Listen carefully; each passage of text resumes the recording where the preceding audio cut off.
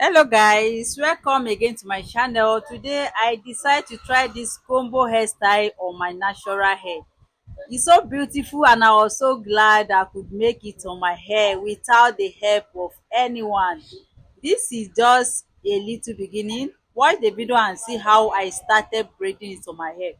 This is the simplest hairstyle you can make on your natural hair. The good thing about this hairstyle is that it stretch out your natural hair. It stretch out your natural hair. So this is me cutting out the hair section by section before I start threading it. Mind you, I thread this particular hair with Brazilian wool, then added my kinky extension to the tip. It was a kinky extension that gave me that sleek bun at the end of my head.